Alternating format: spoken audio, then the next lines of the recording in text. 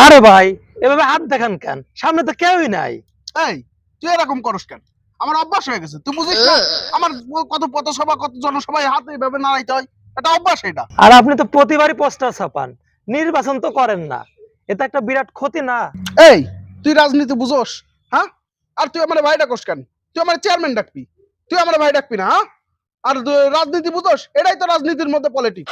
প্রত্যেকবার পোস্টার ছাপায় নির্বাচন করি না, তোরা এখন সব ভেঙে কইতে হইব। পোস্টার ছাপান, নির্বাচন করেন না, রাজনীতির ভিতর পলিটিক্স, কিছুই তো বুঝলাম না। আজকাল কেউ কারোর রাজনীতি শিখায় না। তুই আমার ছোট ভাই বলে তোরা আমি এই জিনিসটা খোলাসা করতেছি। এই যে আমি নির্বাচন করি, প্রত্যেকবার পোস্টার ছাপাই, কিন্তু নির্বাচন করি না।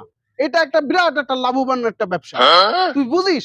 আমি এই যে পোস্টার ছাপাইতেছি, আমার একটা যারা প্রতিদ্বন্দ্বী নির্বাচনে অরিজিনাল চেয়ারম্যান প্রতিদ্বন্দ্বী, তারা প্রত্যেকে মনে করে আমি একটা বিরাট সংখ্যক ভোট, আমি ভোট ব্যাংক, আমার কাছে ভোট আছে। আর তারা প্রত্যেকবার নির্বাচনের সময় দুইটা পার্টি আমার টাকা দিয়ে বসাই দেয়। এই একটা বিরাট একটা লাভবান ব্যবসা, তুই কি মনে করছিস?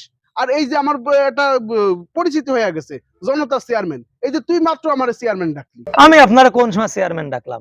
আর আপনার ভোট আছে কেটা কইছে? এই তুই থাম, তুই থাম, এত কথা বলতে নেই। চেয়ারম্যানদের সাথে এত কথা বলতে নেই। আমার একটা গুরুত্বপূর্ণ পথসভা আছে, আমি আরো এক্ষুনি যাইতে হইব, সেখানে অ্যাটেন্ড করতে হইব। ইয়াহ, ভোট নেও একটাও, আবার জনতার চেয়ারম্যান হইছে।